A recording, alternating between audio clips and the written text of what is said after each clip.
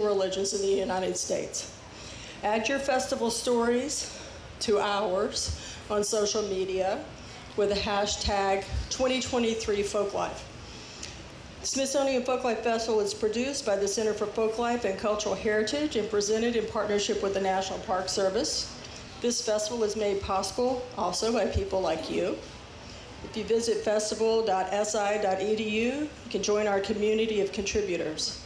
We also receive federally appropriated funds, Smithsonian Trust funds, contributions from governments, businesses, foundations, and individuals, in-kind assistance, and food, recording, and craft sales. The festival strives to maintain an accessible and inclusive environment for visitors of all abilities. If you are in need of accessible seating options or assistive listening during this presentation, please see our venue manager volunteer who's wearing an Ask Me button. Detailed accessibility information about all of the festival accessibility services, including ASL interpretation, audio description, real-time captioning, and a variety of other services can be found on our festival website or by visiting the information booth. Promotional support is also provided by Metropolitan Washington Airports Authority and Washington Metropolitan Area Transit Area Authority. Earlier today, I forgot to turn over to the other side. Please excuse me while I continue. It's important also to know that the Ozarks program is a partnership with our friends at Missouri State University. That's in Springfield, for those who don't know. The program is supported in part by Missouri State, Missouri Division of Tourism, Arkansas Tourism, the University of Arkansas, Experience Fayetteville, Wingate Foundation, the Committee of 100 for the Ozark Folk Center, Ozark Beer Company, Crystal Bridges Art and Social Impact Accelerator Partnership, and the Missouri Folk Arts Program. The program received federal support from the Latino Initiatives Pool, administered by the National Museum of American Latino, the Asian Pacific American Initiatives Pool, administered by the Smithsonian Asian Pacific American Center, and the Smithsonian American Women's History Initiative Pool. We also have in-kind support from Montana Cans and from Mountain Valley Spring Water. A couple of tips for you. Obviously our schedule, one of my tips is we're open from 11 to 5:30. Obviously things are a little bit skewed, so keep an eye on announcements on social media, but I think we are managing to get things back on schedule. The other thing, I'm so impressed to see all of the recycling opportunities, so please look for trash and recycling bins and use those. We appreciate that as well.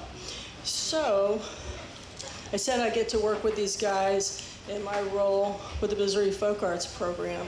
So we'll start on the far end, and that is Nathan McAlister. Thank you. I have a bit of a fangirl crush on Nathan. It's inappropriate at my age, but it's a fangirl crush, so it's not, but you know, I got a crush on y'all too, don't worry. But Nathan, when I met you vicariously, my colleague Deb Bailey had come down and was recording you and Leanne Sowers, and you all met, as I recall, in an old schoolhouse, and they were playing music, and Deb was doing field work, so she was recording them, and a tornado sirens went off, and Deb was there with one of the community scholars, Carol Posada Stillings from Ava, Missouri. Ava told me later, she said, I was looking all over the place to hide, like where am I going to take cover? Nathan just kept playing, and so Leanne kept playing. The reason he kept playing, he is also a storm chaser, okay? Which means a lot if you live in anywhere near Springfield on that tornado alley. He's one of the guys that goes out ahead of things and chases storms and alerts weather forecasters, meteorologists, that sort of thing. There really is the reason to throw those alarms on. It's important work. And so those have kind of come together in our relationship with him. In the middle, we have David Scrivner. Thank you. I've known David a lot longer than that. He was an apprentice when I was an apprentice. So he was an apprentice to the late, great Bob Holt, who was a National Heritage Fellow, well-regarded musician and friend of many people. You were doing that about the time that I was doing my apprenticeship or my internship with the Missouri Folk Arts Program as a grad student, and worked with some of my predecessors, and then came back a few years later to take this job. So, and by that time we both were a little bit more than green and not very well cured yet. But this guy takes the lead just about every week on Monday nights at McClure. And again, that's an important thing that I know so many people appreciate how you keep that going. Thanks. And then last but never least, we have Dave Cavins.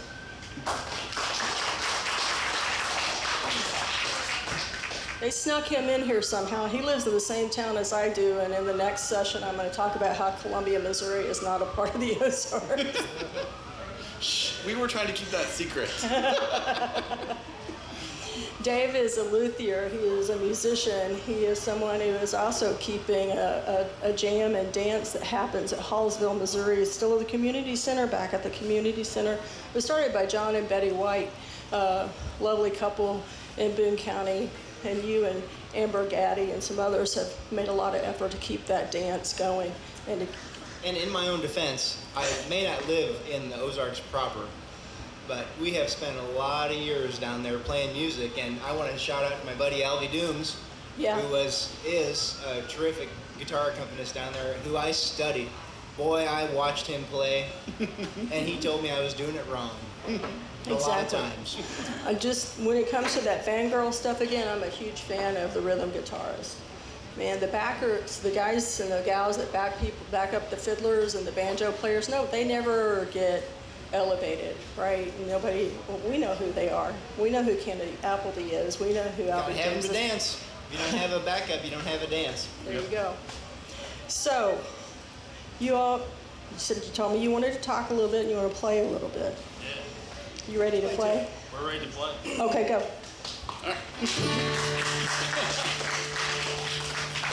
I'm going to play a tune called Got a Little Home to Go To.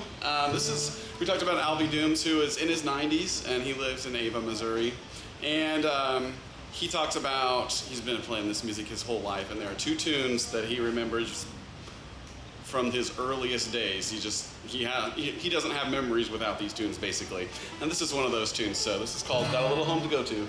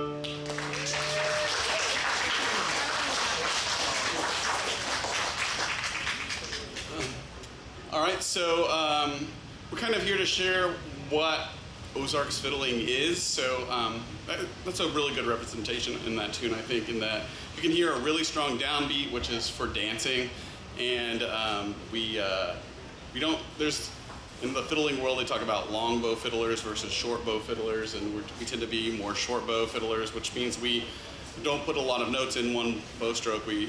Bob would always say cut the bow, so we change the direction of the bow pretty much with every note.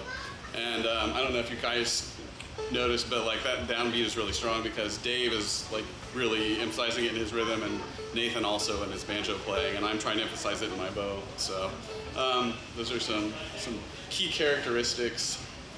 Anything else? Well, the beat is never doubtful. We were playing some other tunes the other day with some other guys, and it was really fun. I was playing backup for tunes I didn't know not from Missouri, non-Missouri tunes, and I was always kind of like, is this crooked or is this square? Because a Missouri tune, you never doubt where the beat is and where the changes are. You can hear them just as clear as a day. Mm-hmm. And other tunes are a little sneakier, and I'm not sure that's not bad.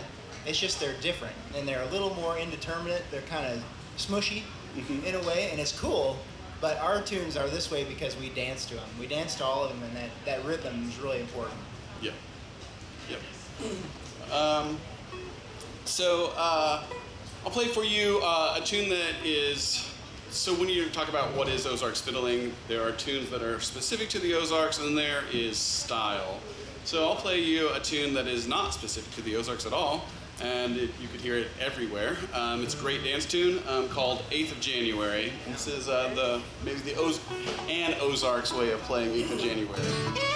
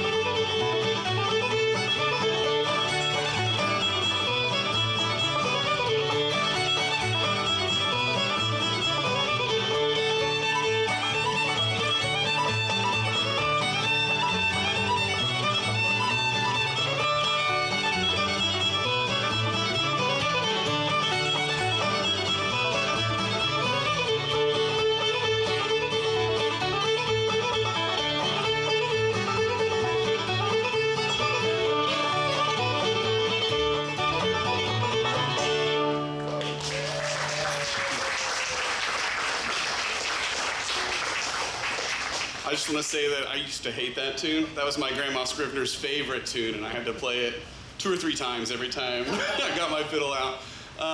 But her dad was a fiddle player for dances too.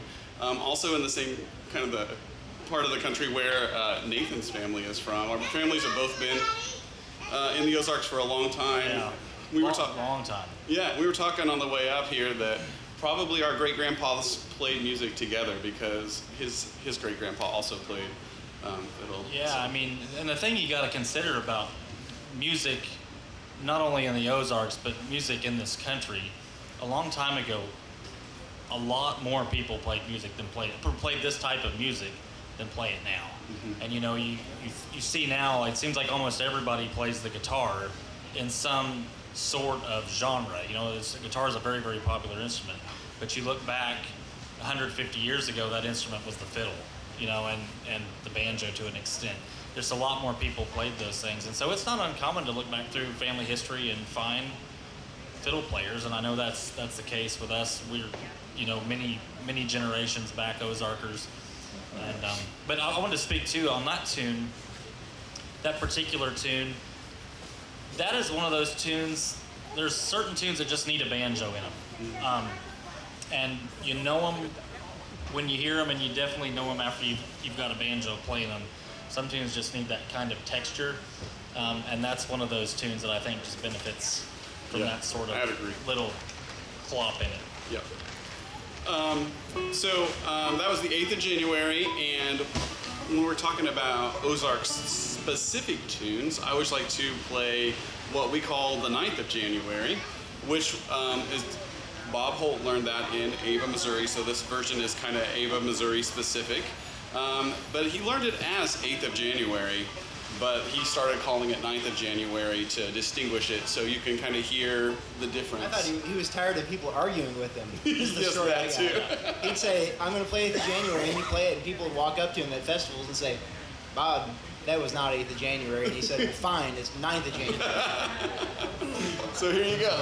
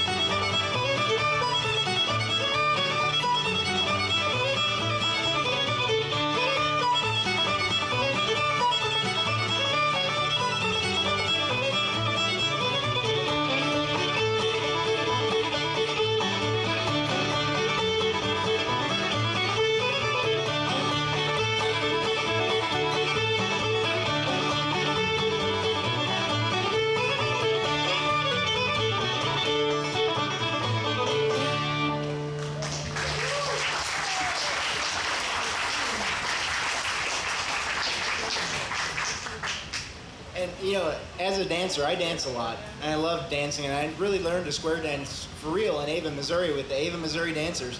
And I have to say, that tune fits the foot pattern they do better than the regular 8th of January. So you can tell they kind of smoothed it out and changed it so it made their dancers even yowl louder.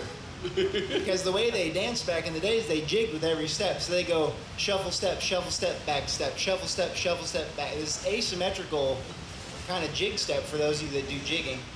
That is strange outside of Ava, but for a tune like that, it just makes you fly across the floor. You feel like you're in midair the whole time. Yeah. And you'll notice the speed, like we play fast because the dancers wanted us to play fast.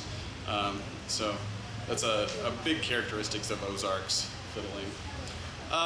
Maybe we should talk about some influences for Ozarks fiddling too. He's got something to say too. Oh, I'm just wide awake, y'all. The other day when we were playing, we played one.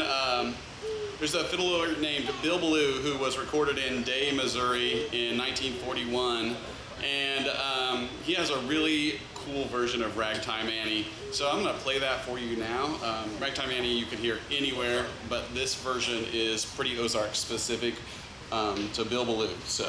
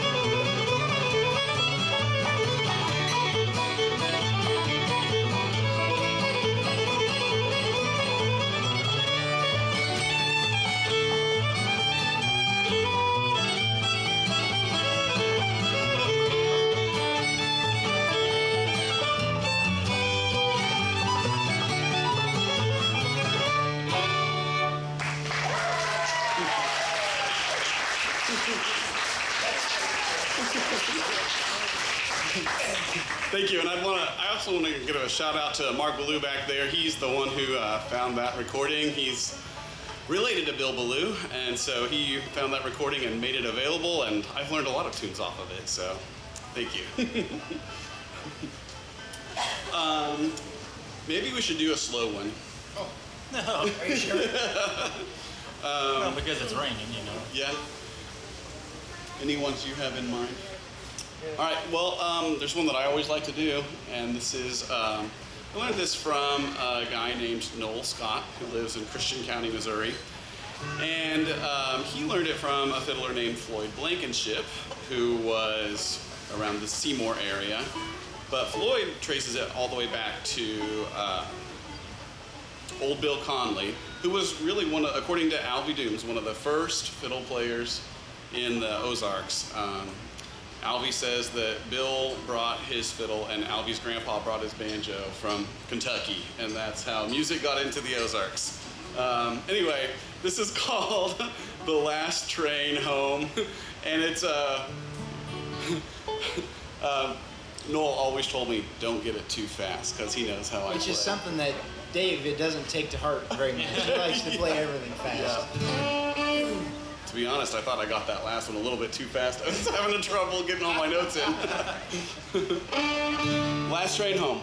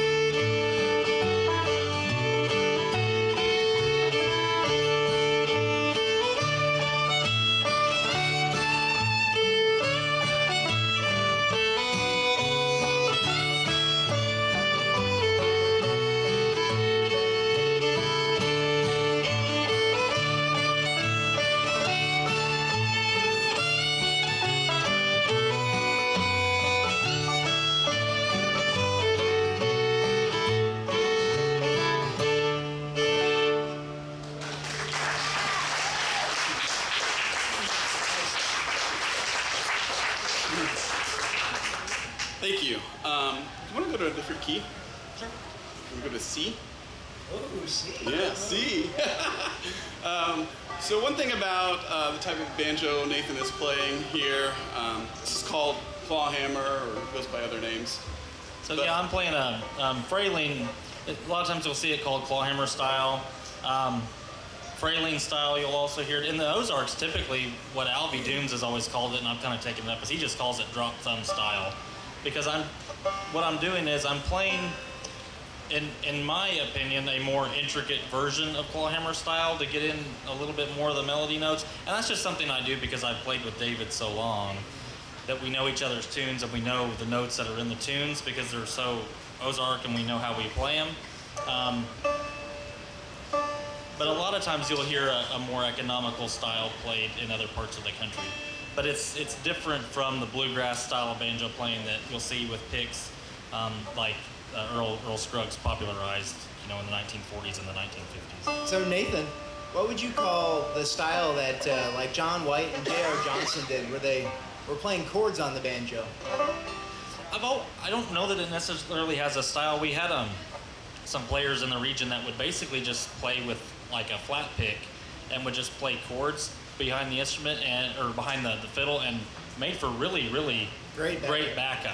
But one of the things that I like to talk about when talking about this music and the importance of this, especially this ensemble or this arrangement of musical instruments, is the way those instruments work together and the tone color and the texture of the sound of those instruments. So you've got the fiddle that's in a certain range with a certain kind of tone color, and guitar is back there doing something that's its own tone color, and then the banjo brings in a different texture, and it's almost like it doesn't necessarily matter so much how it's being played, it's just the texture of the sound is cutting through the fiddle in a different way than something like a guitar or a mandolin. And filling in gaps. And also driving the rhythm.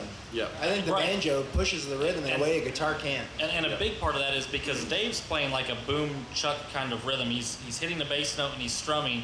Banjo's doing that, but it's also incorporating this high string here. So it's like a boom chucka, boom chucka. And so you have that one extra little half beat there that's kind of the middleman that's coming in between the fiddle and the guitar and helps drive the music in a way that I think is pretty important. Yeah. I was going to point out, though, I was trying to fill time, but then Nathan did it. In this kind of banjo playing, you have to retune for every key. So. Oh yeah. David was going to say we're going to retune, so that's what I did. Yeah. So we're in the key of C now. This is another old Bill Conley tune. We've all gotten to play with play and learn a lot from a man named Bill Conley who lives in Mountain Grove, Missouri. And this is his grandpa, we call Old Bill Conley. And so this is one of his tunes called Sally Went A-Huntin'.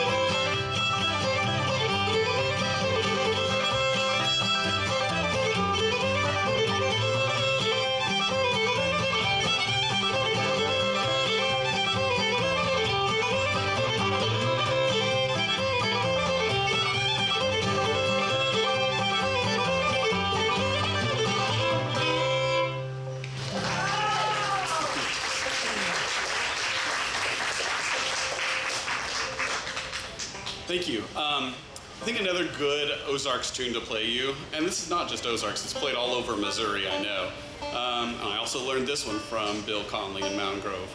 It's called Old Melinda.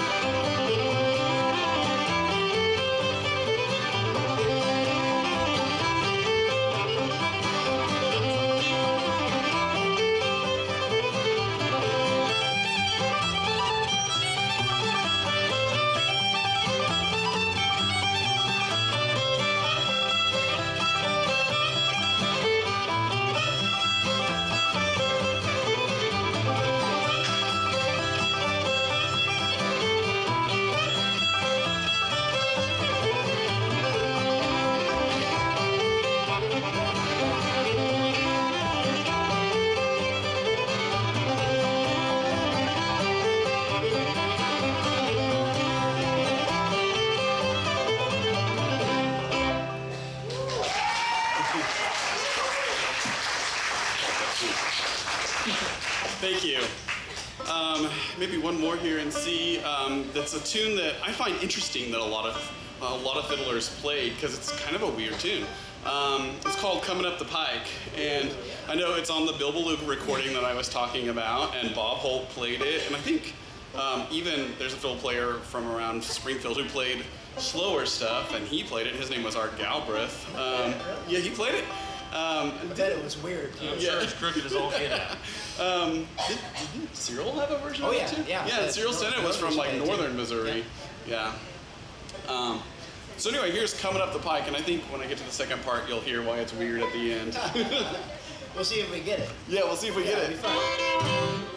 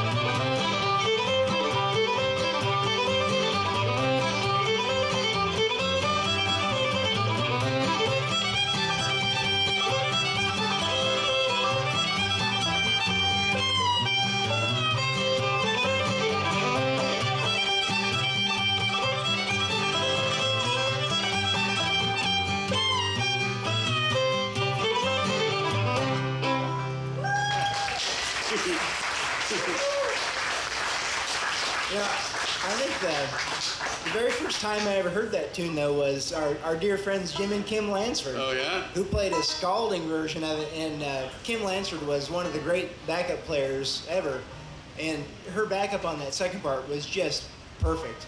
And I heard it and I thought, well, I'll never be able to do that. Here we are trying it. So thanks for playing. It's a great tune. Yeah. You want to do some fiddle, Nathan? Sure. Okay. Nathan is also a great fiddle player. So, and he plays a little bit different than I do. So, as an illustration that we don't all play the same in the Ozarks. Flavor? Yeah, a little flavor. I'll turn it over to Nathan. I'm going to play mandolin. You guys ought to just wait till I get the fiddle out. Then we'll have a different flavor. But it's also worth mentioning that David is a really good mandolin player. And one thing that's really hard to find in our region is people who play mandolin. See, the mandolin is an extremely old instrument. It's much older than the banjo. It's probably quite a bit older than the modern guitar. Oh, heavy. Yeah. You know, it's in the same kind of birth era as the violin family. And it's very hard in our region to find a mandolin player that doesn't play just a bluegrass style mandolin, which is great playing, but it doesn't work with what we do. So it helps to have, there's a lot of fiddle players that can noodle around on the mandolin because they're tuned the same and the fingering's the same.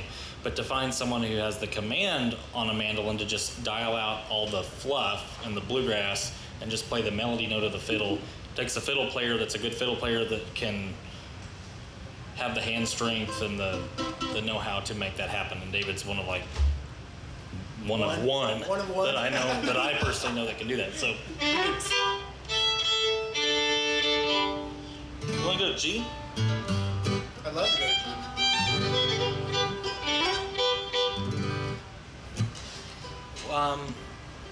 What about Jimmy in the Swamp? All right. Yeah.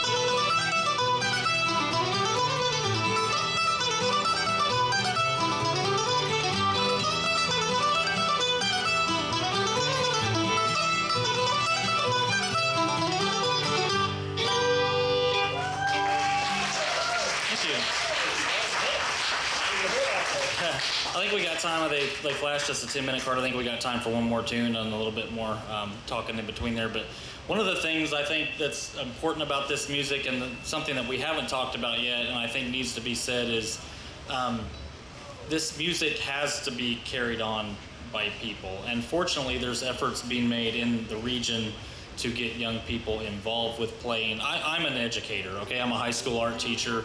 I'm a teacher by trade, and I like passing this on, and these two guys do as well. And it's important to know that there are kids that are playing. You know, you're seeing a small segment. You're seeing a very small piece of the Ozarks pie. But there are young people that are playing. There's not a ton of them, okay? It's not like they're just coming out of the woodwork all over the place. But there is a very dedicated group of young people. Would you say that? I think there's more than there was in our generation. I didn't get to play with kids. Okay, when I grew up playing, I grew up playing with older guys. I know David was the same way. There was not a whole lot of young people, and now there's actually starting to be a lot of younger people play. And I got to put in a plug for Traditional Arts Apprenticeship Program. Lisa mentioned that as a sponsor. The Missouri Folk Arts Program has a program called the Traditional Arts Apprenticeship Program, which I participated in as a master with a great young fiddler named Emily Garut, who's from Springfield. And it's just so good. I think it's so good for us to see that coming up. And so we have kids camps in the region for kids that are learning to play, and just a lot of good things happening that I want you guys to leave knowing that that's going on, that there are still people that are going to be able to do this, hopefully when we're too old to do it in a way that we're happy with, you know. I mean, someone's got to carry it on. So what should we do for our last tune? It's up to you.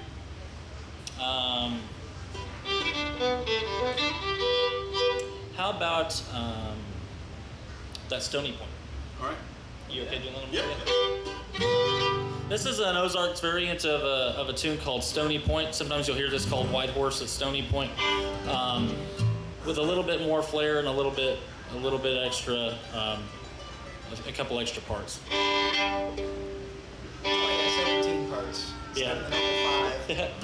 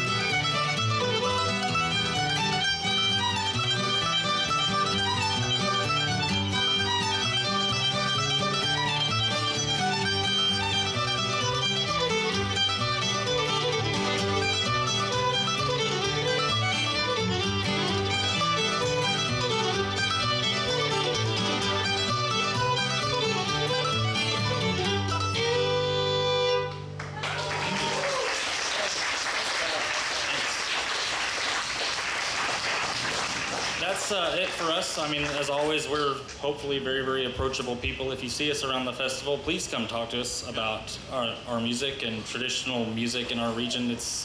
We're very passionate about it, you know, and we've came a long way, and we want to talk about it. So please find us and chat with us, and we'd love to see you. Also, let's put in a plug for the dance, Bob. What time's the dance? Saturday night.